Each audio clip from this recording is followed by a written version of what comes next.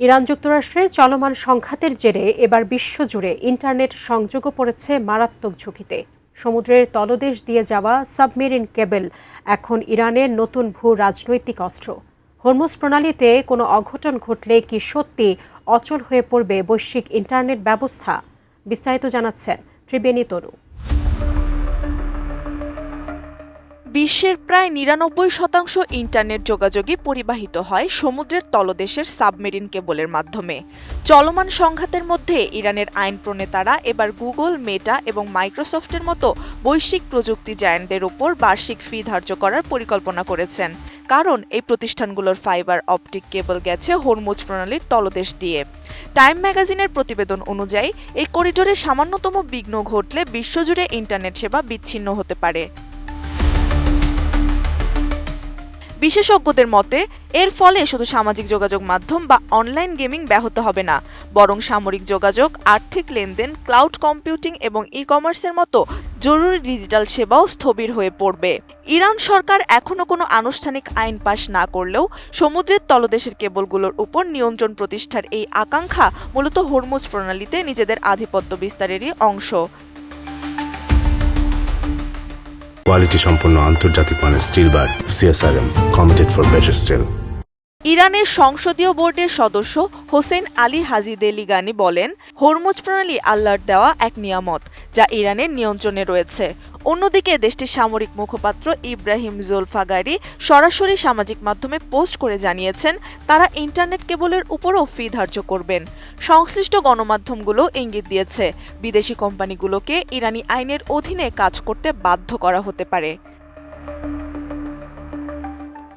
Telecom গবেষণা প্রতিষ্ঠান টেলিজিওগ্রাফি এর তথ্য অনুযায়ী হরমুজ প্রণালী দিয়ে 5টি বাণিজ্যিক সাবমেরিন কেবল সিস্টেম চলে গিয়েছে।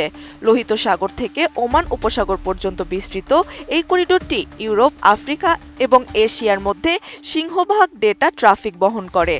এছাড়া ফ্যালকন এবং গালফ ব্রিজ ইন্টারন্যাশনাল নামে আরও 2টি সিস্টেম ইরানের জলসীমার মধ্যে দিয়ে গিয়েছে।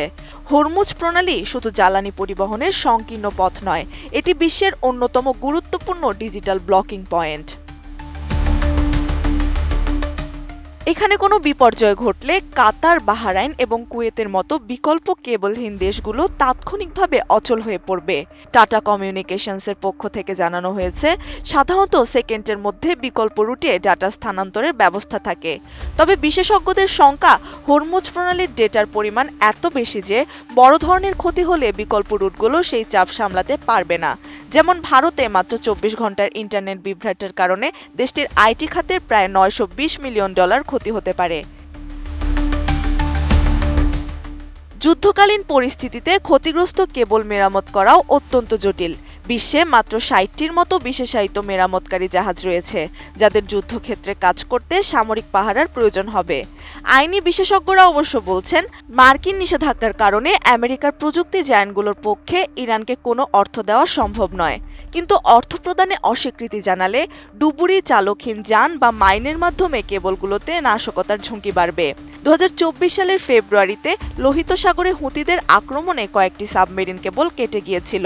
এর ফলে ইউরোপ, এশিয়ার প্রায় 70% ইন্টারনেট ট্রাফিক ক্ষতিগ্রস্ত হয়েছিল। ইন্টারনেট অবকাঠামোতে এই অনিশ্চয়তা কৃত্রিম বুদ্ধিমত্তা ও ক্লাউড প্রযুক্তির দিকে ধাবিত হতে চাওয়া উপসাগরীয় দেশগুলোর অর্থনৈতিক রূপান্তরের ক্ষেত্রে একটি বড় ধাক্কা। একদিকে ভূ রাজনৈতিক আধিপত্যের লড়াই, অন্যদিকে বৈশ্বিক ডিজিটাল ব্যবস্থার লাইফলাইন। এই দুইয়ের টানাপোড়েনে হরমুজ প্রণালী এখন বিশ্ব ইন্টারনেটের সবচেয়ে বড় দুর্বলতায় পরিণত হয়েছে। ত্রিবেণী তনু, ATN নিউজ।